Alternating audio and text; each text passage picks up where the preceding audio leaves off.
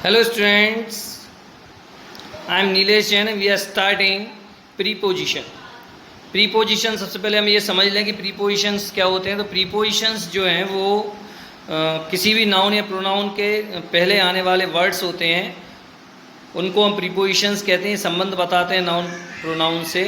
इसके बहुत सारे एग्जांपल्स हैं तो उसके बारे में हम पढ़ते हैं। सबसे पहला एग्जांपल है फ्रॉम का। जब हम किसी जगह से आते हैं या किसी समय से काम करते हैं या कोई चीज़ कोई किसी स्रोत से आती है तो वहाँ पे हम फ्रॉम का यूज़ करते हैं, जैसा कि आप एग्जांपल में देख सकते हैं। I am coming from Dehradun, Ram will come from 10 o'clock, I wrote it from the book. Next example है ऑफ का। अगर हम किसी सतह को छोड़ते हैं तो हम ऑफ लगाते हैं। जैसे फर्स्ट एग्जांपल है I pick the mobile off the bed, monkey jumped off the tree, move the cup off the table. Next example है सिंस। सिंस का यूज़ हम जानते हैं निश्चित समय के लिए करते हैं हम, और सिंस का यूज़ जो है प्रेजेंट परफेक्ट कंटिन्यूअस टेंस में किया जाता है। जैसे कि एग्जांपल इसमें दिया हुआ है he has been trying since Monday. इसके बाद फॉर का यूज़ हम अनिश्चित समय के लिए करते हैं, पीरियड ऑफ टाइम के लिए करते हैं। For 2 days, for 2 weeks, for 2 years। इसके बाद फॉर का यूज़ के लिए के अर्थ में भी किया जाता है, किसी पर्पज़ के लिए भी किया जाता है फॉर का यूज़। इसके बाद हम किसी के बदले में कोई चीज़ लेते देते हैं तो वहाँ पर ही फॉर का यूज़ किया जाता है। I gave a mobile for 500 rupees। इनका यूज़ है, इनका यूज़ मैं के अर्थ में किया जाता है, इनका यूज़ महीने में किया जाता है, इनका यूज़ बड़े स्थानों में किया जाता है। समय में भी कोई बिग टाइम होता है, बड़ा टाइम कह सकते हैं, इन द मॉर्निंग है तो उसके लिए भी इनका यूज़ किया जाता है। हम जब कहीं बड़ी जगह पर रहते हैं तो भी इनका यूज़ किया जाता है। इनका यूज़ मैं के अर्थ में भी किया जाता है। इन सब बातों का हमें ध्यान रखना है। इनटू और इनमें ये डिफरेंस होता है, इन स्थिरता के लिए यूज़ किया जाता है और इनटू जो है उसका गतिशील अवस्था में यूज़ किया जाता है। जैसे he is going into the room, हम मोस्टली बोलते हैं he is going in the room, पर इन सही नहीं रहेगा, इनटू सही रहेगा क्योंकि वो मोशन की बात हो रही है। बिफोर का यूज़ पहले के अर्थ में किया जाता है, ये तो हम सभी को मालूम है। एक बिफोर का यूज़ सामने के अर्थ में भी किया जाता है। इस आफ्टर का यूज़ बाद में के अर्थ में किया जाता है, पीछे पड़ने के अर्थ में भी किया जाता है। इसमें लिखा है my father has denied thrice but I am still after him, मतलब मैं उसके पीछे पड़ा हुआ हूँ। इस टाइप के जो सेंटेंस होते हैं उसमें भी आप आफ्टर का यूज़ किया जाता है। बाय का यूज़ एक्टिव पैसिव में किया जाता था। बाय का यूज़ हम किसी वाहन से यात्रा करने में बाय का यूज़ किया जाता है। बाय का यूज़ टाइम में भी किया जाता है पर वो फ्यूचर इंडेफिनिट होता है। तक के अर्थ में बाय का यूज़ किया जाता है। बगल में के अर्थ में बाय का यूज़ किया जाता है, इसको भी ध्यान रखना। I was standing by him, मैं उसके बगल में खड़ा था। इस तो बगल में के अर्थ में भी बाय का यूज़ किया जाता है।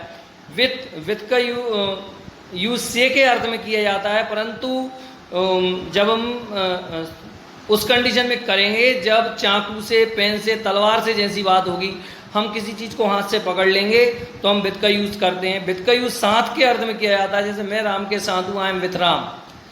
एट का यूज़ जो है पॉइंट ऑफ टाइम में किया जाता है, बिल्कुल एक्यूरेट पॉइंट ऑफ टाइम में किया जाता है। एक्यूरेट प्लेस के साथ किया जाता है, एक्यूरेट टाइम के साथ करेंगे तो जितनी भी एक्यूरेट वाली चीज़ें आएंगी तो वहाँ पर हम जो है एट का प्रयोग करेंगे। आप जो है एट का प्रयोग जब देखेंगे तो आप इसमें बहुत सारे एग्जाम्पल्स एट में देख सकते हैं। जैसे I stay at a hotel, मतलब होटल एक बिल्कुल एक्यूरेट वाली बात हो गई। यहाँ पे नाम होटल का आ जाता तो और एक्यूरेट हो जाता वो। बस स्टॉप एक्यूरेट हो गया, स्टोर कहीं वर्क कर रहे हैं तो वो एक्यूरेट हो गया। तो एक्यूरेट जितनी भी चीज़ें होती हैं वहाँ पर एट का यूज़ किया जाता है। थ्रू मतलब आप किसी चीज़ के आर पार देख रहे हैं तो वहाँ थ्रू का यूज़ करते हैं। जैसे I can see through the glass as it is transparent. अगर हम कहीं से गुजरते हैं तो भी हम थ्रू का यूज़ करते हैं।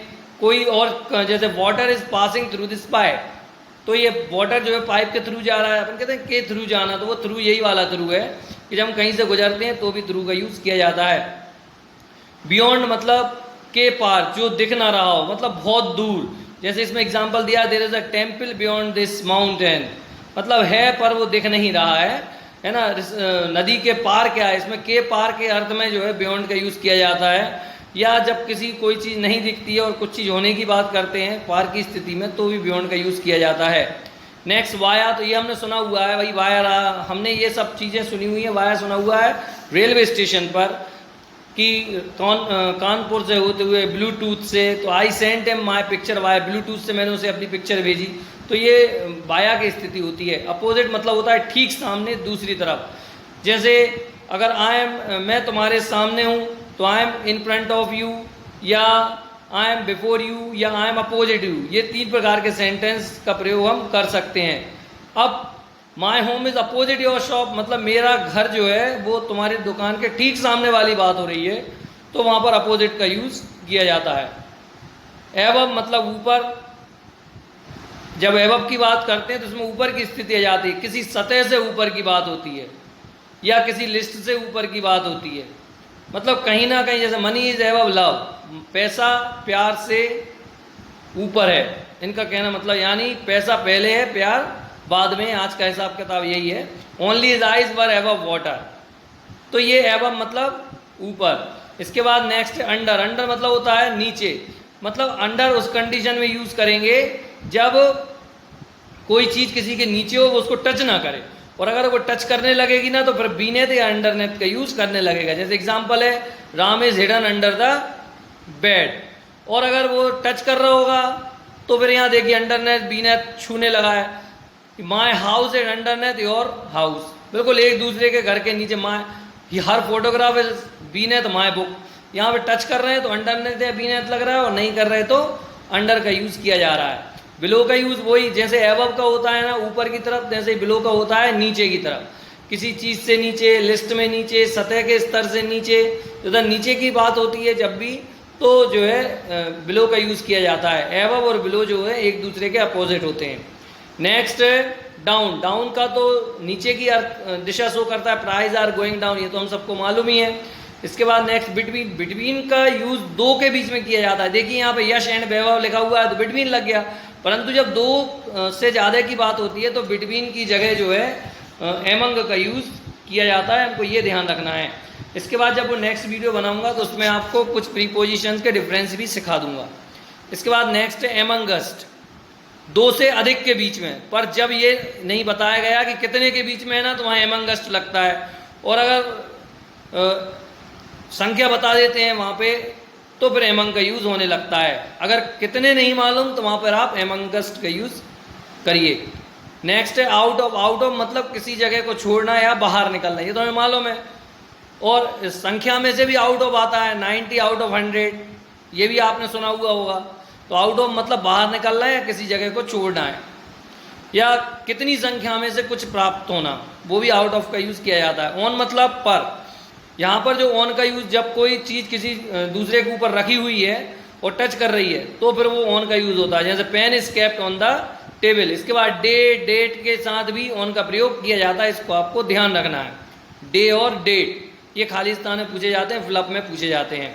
अपॉन का यूज, अपॉन का यूज उस कंडीशन में होता है जब कि एक वस्तु अगर मूविंग स्थिति में है, जैसे I jumped upon the horse या ऑन टू हॉर्स, ये दोनों सेम होते हैं। Broom came upon the table by itself, है ना।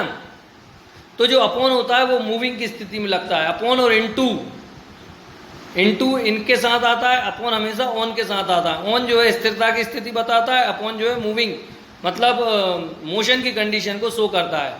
नेक्स्ट है अगेंस्ट, के विरोध में। Why is Ram against you, ये तो सिंपल है। अबाउट मतलब के बारे में। ऑफ मतलब ये जो ऑफ होता है ये रिलेशन शो करता है, he is the brother of Ram, इसको हमें ध्यान रखना है। इसके बाद नेक्स्ट है टुवर्ड्स, टुवर्ड्स मतलब होता है की तरफ। जैसे अगर हम कहते हैं कि हम कहीं जा रहे हैं, आई एम गोइंग टुवर्ड्स स्कूल मतलब होता है मैं स्कूल की तरफ जा रहा हूँ, और I am going to school मतलब मैं स्कूल जा रहा हूँ। इन चीज़ों का थोड़ा ध्यान रखना। टुवर्ड्स मतलब की तरफ जाना, जरूरी नहीं है कि वो स्कूल चला जाए। इसके बाद एबव, ओवर का यूज है। ओवर मतलब I jumped over the rope, there is a roof over our head, there is a bridge over the river. यहाँ ओवर का यूज है, ओवर नहीं लिख पाया हूँ मैं, तो आप ध्यान रखना इसमें कि ये ओवर का यूज है। ओवर मतलब विदाउट टच होना चाहिए। रस्सी के ऊपर से कूदना मतलब रस्सी पर टच नहीं कर रहा हूँ। सर के ऊपर छत है मतलब यहाँ पे ओवर की कंडीशन आ रही है। नदी के ऊपर पुल है मतलब वो ओवर की स्थिति है, इसको ध्यान रखना है। Above without touch. इसके बाद नेक्स्ट है विद इन, इसका ही मालूम है, ये विद इन मतलब समय के अंदर। जैसे मैं 5 मिनट में आ जाऊँगा, I will come with in 5 minutes, तो इसको ध्यान रखना है। नेक्स्ट है आपका देन, ये तो मालूम ही है, डिग्री में यूज़ किया जाता है। हमेशा I am better than you, we are better than he. Next throughout मतलब सारा, पूरा, सारे दिन भर, पूरी जिंदगी भर, है ना। जैसे ये है ना, we worked throughout the night, हमने रात भर काम किया। सारे के अर्थ में जो है थ्रू आउट का यूज किया जाता है। विदाउट मतलब बिना, ये तो बहुत सिंपल है, I am nothing without you. Up मतलब ऊपर, ये अप और डाउन एक दूसरे के अपोजिट होते हैं। नेक्स्ट है एगो, एगो मतलब पहले, इसके बारे में भी हम जानते हैं। इनसाइड मतलब अंदर की तरफ, जैसे इसमें एग्जाम्पल दिया हुआ है, what is inside the computer, computer के अंदर की तरफ क्या है। इनसाइड मतलब क्या होता है, अंदर की तरफ, जहां पूरा मतलब कवर हो कुछ किसी चीज से, तो वहां हम इनसाइड, या फिर नेक्स्ट में आउटसाइड का यूज करते हैं। आउटसाइड मतलब बाहर की तरफ, और इसमें कुछ नेक्स्ट या डिस्टेंट या बिसाइड या बाय का यूज भी किया जा सकता है। जैसे he was outside the school premises, वो स्कूल के परिसर के बाहर की तरफ था। आउटसाइड मतलब बाहर की तरफ, इनसाइड मतलब अंदर की तरफ, इसको ध्यान रखना है। नेक्स्ट है बिहाइंड मतलब पीछे, I was behind Ram in the queue, there is nobody standing behind him. Behind means होता है पीछे, इसका मीनिंग आपको ध्यान रखना है। नेक्स्ट है एक्सेप्ट मतलब को छोड़कर या इसके अलावा, कहते नहीं कि रविवार के अलावा सभी दिन दुकानें खुली रहेंगी। बिसाइड्स मतलब इसके अतिरिक्त, क्या तुम्हें इसके अलावा, इसके अतिरिक्त भी कुछ चाहिए। ड्यूरिंग मतलब के दौरान, इनको अर्थ ध्यान रखना है, अर्थ के अकॉर्डिंग इनका यूज करना है। एक्सेप्ट, बिसाइड्स और during.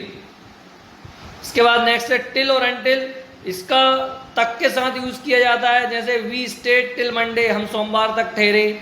I was there until Saturday, मैं शनिवार तक वहां था। एक अप टू का यूज भी होता है, किसी दूरी तक यूज किया जाता है। जैसे Sita ran up to 5 kilometer, Sita 5 kilometer तक दौड़ी, तो अप टू का मतलब तक के लिए किया जाता है। टिल और अनटिल का तक में भी किया जाता है, इसका नेगेटिव सेंस में भी किया जाता है टिल और अनटिल का यूज, इसको आपको ध्यान रखना है। इसके बाद नेक्स्ट अराउंड, अराउंड मतलब चारों ओर, हमने यह सेंटेंस सुना है, the earth is revolving round the sun. Along मतलब साथ में, will you come along. Next है अलोंग साइड मतलब किनारे साथ में, जैसे नदी के साथ में लगी हुई एक road, a road alongside the river, सड़क के किनारे लगी हुई car, a car parked alongside the road. Alongside मतलब किनारे साथ में। अब जैसे ये ना, there was a man standing across, अभी अक्रॉस का दिया हुआ है। नेक्स्ट नीचे है across, across can you swim across the river, क्या तुम नदी, अक्रॉस मतलब होता है पार करना, इसको ध्यान रखना है। और अलोंग साइड मतलब किनारे साथ में, इसको भी ध्यान रखना है हमें। सिंस का यूज ये द्वारा से आ गया, क्योंकि कठिन रहता है इसलिए इसको द्वारा से लिख दिया है। सिंस का यूज हमें निश्चित समय के साथ किया जाता है प्रेजेंट परफेक्ट कंटिन्यूअस टेंस में। और तो स्टूडेंट, मुझे उम्मीद है कि आपको ये प्रीपोजिशन सेक्शंस के बेसिक रूल समझ में आ गए होंगे। अब आपको मैं नेक्स्ट वीडियोस में जो डिफरेंस वाले आते हैं उन प्रीपोजिशंस को आपको एक्सप्लेन कर दूंगा। अगर इसके अलावा भी आपको किसी प्रीपोजिशंस को समझना है तो आप मेरे कमेंट बॉक्स में लिख सकते हैं, मैं आपको नेक्स्ट वीडियो प्रीपोजिशन से रिलेटेड बताऊंगा और आपको इजी करने की कोशिश करूंगा।